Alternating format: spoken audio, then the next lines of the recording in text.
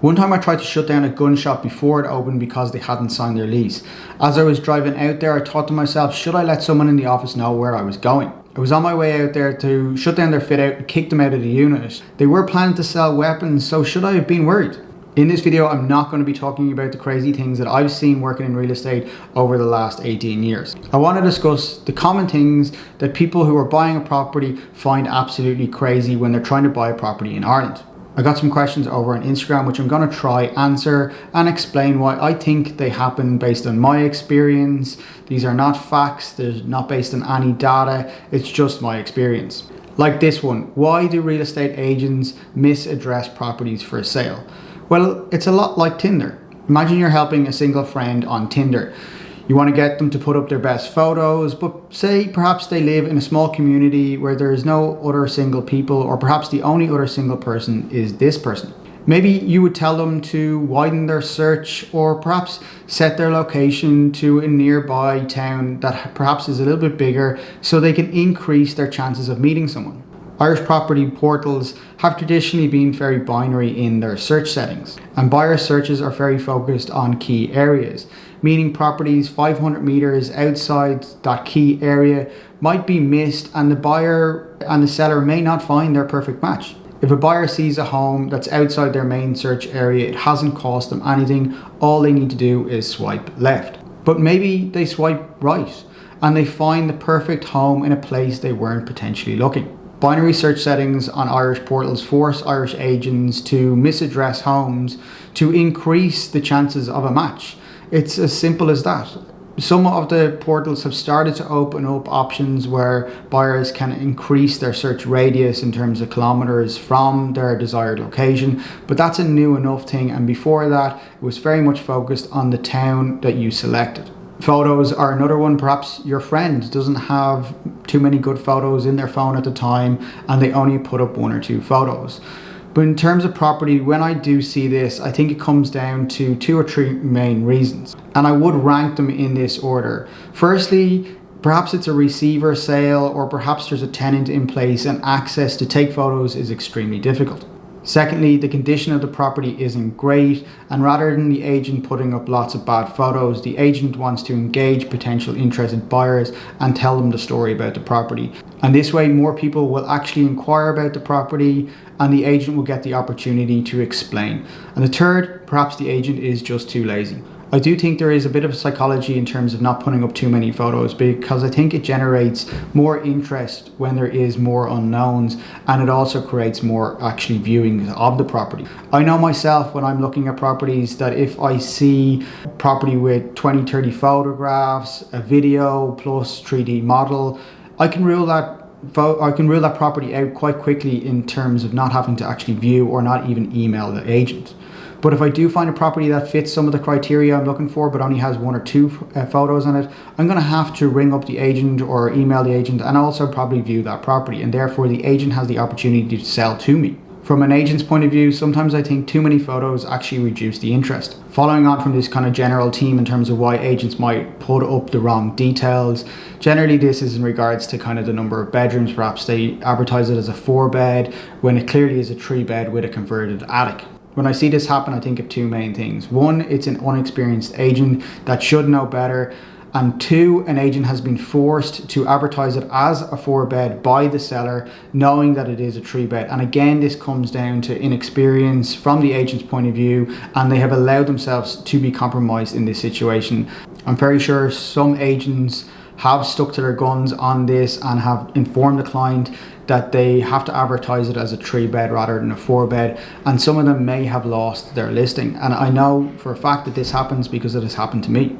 Let's talk about probate. Probate is one that frustrates the hell out of everyone, from buyers and sellers, in terms of the delays. I have bought houses in probate, I've sold houses in probate, and I've helped family members deal with probate issues as well. I'm in no means an expert in probate, but I understand enough to know why it frustrates buyers and sellers. One of the important things to remember is probate is selling a deceased person's property and making sure the taxes are paid on the estate. A lot of people do ask why a property can go on the market before probate is done. The truth is, the grant of probate is nearly always completed before a property is placed on the market. Agents need to be instructed by the right person. Also, generally need to check that the grant of probate is in place and confirmed that that person has the authority to sell the property. The grant of probate is nearly always in place before the property is placed on the market. And an agent would be an absolute fool not to have that in place. What delays the sale is the final grant of probate, which is a lot different from the grant of probate. The grant of probate gives someone the authority to sell a deceased person's property. The final grant of probate confirms the amount of taxes that are due on the sale of that proceeds from that property. And therein lies the problem. If you don't know how much of the property has been agreed to be sold for, you don't know what the final tax bill is. So you can only apply for the final grant of probate and get confirmation from the revenue of the tax that's due on the estate when you actually have a sale agreed amount. Therefore, it's impossible to have final probate agreed before you place the property on the market, because you need to know what the sale agreed price is before you actually get the final grant of probate. Having everything in order before you place the property on the market is ideal, and it is a situation we should all strive for. However, not everything can be completed in advance of placing the property on the market. A few things are unknown till you actually know the contract and you know how much the property is being sold for. Agents will generally always tell you that it is an executor sale, and if they do, you should be aware that revenue will be involved in terms of providing final tax clearance and granting the final probate. And if they do tell you it's an executor sale, prepare for some delays until our tax system actually changes. It shouldn't be as slow as it is. There's no reason for why it's as slow as it is. Really, it's just a box ticking exercise once some numbers are confirmed to revenue. There was a few comments in regards to the lack of information agents do divulge at viewings. I'm not quite sure I share this view. I actually kind of find it kind of crazy how much information agents do share at viewings. I've been on the buying side quite a lot. I've probably been to over 100 viewings, if not more than double that over the last few years. And sometimes what I hear agents share, I'm quite shocked at. A lot of buyers do give out that agents don't tell them about the problems of the house. But an agent's job is to paint the best picture of that house for their client, which is the seller. Their job is to get the best price for that seller. It's kind of mad. In many countries, buyers actually have to have an agent represent them. And in some cases, you won't even get into a viewing in lots of locations if you don't have a buyer's agent. And in those countries, if a buyer does walk into a viewing without professional representation, the seller's agent has to go up to them and make it very clear that they are representing the seller and their interests are in line with the seller's interests. And in some locations, when the buyer walks into that open viewing, they'll be forced to sign a document explaining that they understand that the seller's agent is working on behalf of the seller and not them. Because sellers' agents work on behalf of the seller, it is buyer beware in Ireland, and the buyer must do their own due diligence. In many countries, there's actually laws that the seller's agent cannot disclose any personal information about the seller or why they're selling. Unless they have instruction in writing from the seller, they're not to disclose this information to any potential buyer. Because if the buyer becomes aware of the personal circumstances or the motivation to sell, the buyer is at an advantage in terms of negotiation. But in Ireland, many agents are more than happy to divulge personal information on the seller to anyone who walks into the viewing. They're getting divorced, they need to sell, they're going to have a baby, they need extra room, she got a new job in a different location. All of these things could be highly confidential and maybe only one or two people know, but agents are more than happy to share this with potential buyers on the basis that they think it may motivate potential buyers to bid quicker and get the bidding starting on that property. So I do find it the opposite way around. I think some agents overshare in Ireland. And in terms of actually talking about buyer's agents, I do find it crazy that people in Ireland do not seek professional advice when they're buying a home. They're buying perhaps their biggest investment that they'll ever make, and they're hoping that they get it right first time without actually seeking any professional advice. Perhaps there would be less horror stories if buyer agents were more common in the Irish market. But relying on social media or even videos coming from this channel, I think is actually kind of nuts. But I do thank you for all your support on this channel, but you are making one of the biggest financial investments of your lifetime, and I do think it's important to get financial advice on it. So I mentioned previously that in some countries, buyers are required to sign a form when they go into a viewing to confirm that they understand that the seller's agent is acting on behalf of the seller and not acting on their behalf, because the industry as a whole understands that the seller's agent is a professional and they sell properties for a living, and you as a buyer are not a professional and you are at a disadvantage in terms of negotiation against a professional within the industry. And therefore you need to be aware that the seller's agent is not acting on your behalf, and you have to confirm that by signing a piece of paper when you go into a viewing. And the reason that professional bodies do this in other countries is because they understand that there's a risk that buyers could be taken advantage of by a seller's agent if they don't have a professional working on their behalf. There are some buyer's agents operating at the higher end of the market in Ireland, but I think there's two main reasons why buyer's agents are not that common in Ireland. One, I just don't think the fees are big enough to justify a buyer's agent in a lot of cases. A factor why you see so many buyer's agents in places like the US is due to the MLS system that they operate, which is the multiple listing service, where all agents agree that they will place properties there first, and only agents can view that. So therefore it's very beneficial for you as a buyer to have an agent, because they have access to this listing service that the public don't have, and therefore it gives you first look at properties before they go on the market, and that provides value for buyer's agents. So lost deeds. How do you actually sell a property without a deed? How do you even place it on the market if it doesn't have a title? Well, I've come across this quite a lot. I've bought properties without a deed. I've sold properties without a deed. But you ask, how do you actually sell or buy a property without a deed? And how did they actually get lost? Well, 9 times out of 10, not a fact, just my guesswork at this, that a lot of times the bank lose the deed. I have worked in a bank for about 3 years within a head office, and I've been down to the deed safe. I understand how they operate, and I'm surprised more of them aren't actually lost. I've spoken to relatives who are solicitors on this a number of times, and they always tell me the minute your mortgage is paid off, get your deed out of the bank and put it in a solicitor's office. But how do you sell a property that doesn't have a deed? Well, replacing a deed can take about 2 years, kind of minimum in a lot of cases, and therefore perhaps selling it without a deed is your only option. It is possible to sell a property without a deed because you're able to get title insurance on that property, and if you know the deed is lost in advance, you can arrange that insurance beforehand. But in a lot of cases, perhaps you don't know the deed is lost until the time you're actually selling the property and you've asked the bank to release that deed.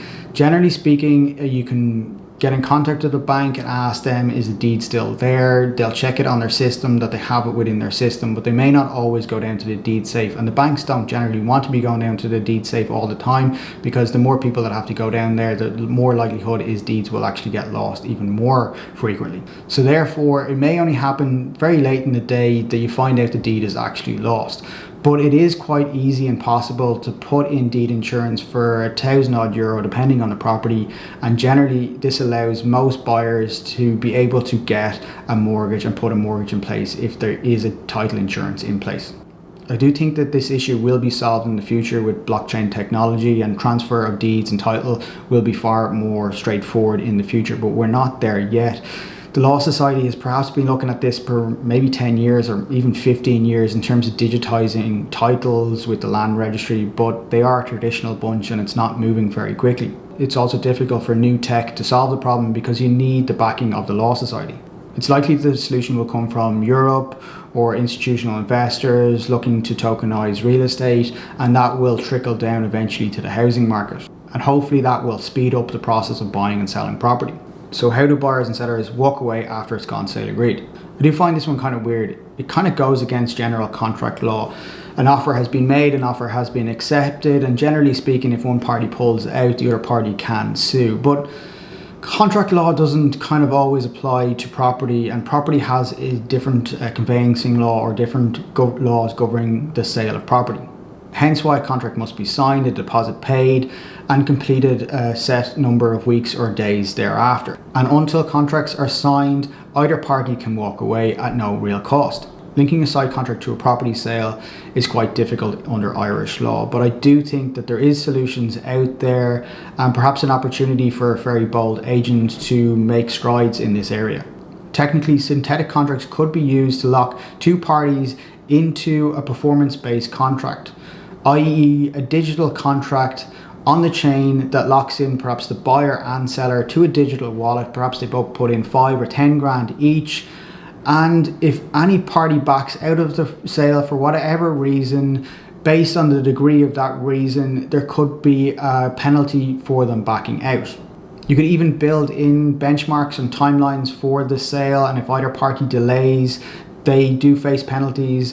And an agent could even build in an ability to ensure a percentage of their fee gets paid if either party does back out. The solutions are there, but would the market actually buy in to the idea that they are on the hook for a certain amount by locking both parties in? Right now, each party has the freedom to walk away at any stage until contracts are signed, and sometimes that can benefit both parties. So moving on to some questions in regard to surveys, there is a common question of why aren't pre-surveys done before a sale? This would make a lot of sense for the buyer, but would it make a huge amount of sense for the seller? One would have to ask. It does happen a little bit on the commercial side, so why shouldn't it happen on the residential side? Well, probably comes down to two main factors at the moment in regards to how the market is set up at the minute. One is it is a buyer's beware market under the law, and it is the responsibility of the buyer to do their own due diligence. It's not a perfect system, it is the system that's in place at the moment, but we should always be looking to improve it. The second reason why pre-surveys generally aren't a thing in Ireland probably comes down to insurance. PI for agents and surveyors is extremely expensive. They pay thousands every year to get insurance cover, and they also have to report how many surveys they did the previous year, and the insurance company will evaluate the risk associated with that. And generally, PI is a huge expense to surveyors. The surveyor's policy and liability will only extend to their client, and surveyors will clearly write in their reports that this report is for our client, for their eyes only, and that their liability only extends to the client who's actually paid for it. It would mean either much higher insurance premiums for surveyors or a change in the insurance industry in terms of how PI works if everyone who read that report needed to be covered as well. If a survey was open to everyone, one person mightn't bid on that property because they read the report and felt there was too many issues, later to only find out those issues weren't that bad. Perhaps they then go and sue the surveyor for how they read that report. Other people might bid on the property but only bid up to a certain level, lose out, again may find out the issues within that report aren't as bad as they initially thought, again sue the surveyor. The winning bidder might actually sue the surveyor because they underreported on some issues because when they opened up walls, the issues were worse. Even the seller could sue the surveyor if that report was too damning on their property or over damning on their property compared to what it actually really was, and they didn't get the bids that they were expecting based on that report. So therefore, the actual liability cover that would be required for such an open-ended survey would have to be looked at from an industry point of view. A surveyor could find themselves with hundreds of lawsuits based on one survey that they did, and that wouldn't be practical in terms of an insurance point of view and likely would put them out of business. It would be possible to provide pre-sale surveys, but you would have to have buy-in from the legal industry, the insurance industry, and the surveying industry for that to actually happen. Pre-sale surveys do happen in a handful of other countries, but even when buyers do have a pre-sale survey at hand, in a lot of cases, they are advised to still do their own due diligence. Moving on, why do sales agents leave properties that are sale agreed up on the property portals? Well, the sale hasn't been completed until contracts are actually signed.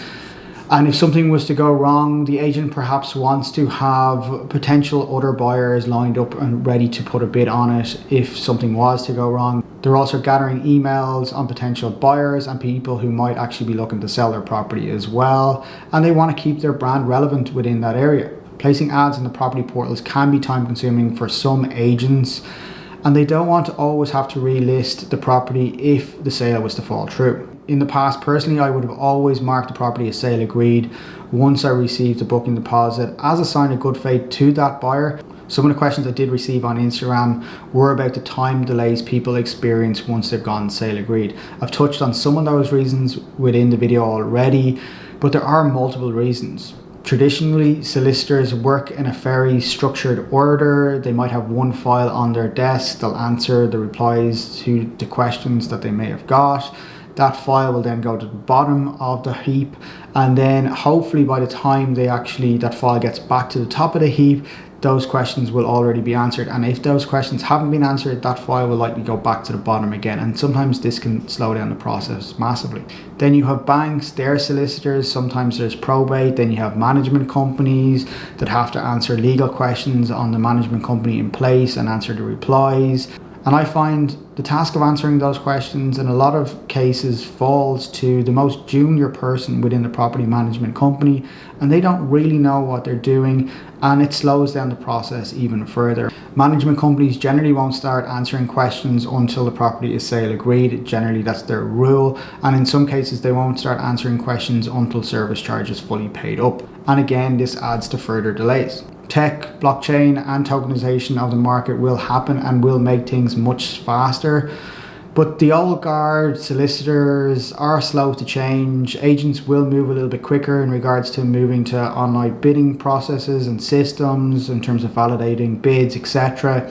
And that will happen in the near future. But I think the Law Society will be slow to give up their control and their structure at the moment, but change will happen. I think that change will be driven from places like Europe and other institutional investors that will start on the commercial side and work its way down to the housing market. Before I forget, I did go to that gun shop where they were fitting out their unit. They understood why I was locking them out, but it didn't end there. 2 years later, while they were trading, I had to drop into them because they were over 100 grand in arrears. Their proposal that they take me and the landlord up to the Wicklow Mountains where they own some land, and we go shooting for the day, and at the same time discuss the rent that was due.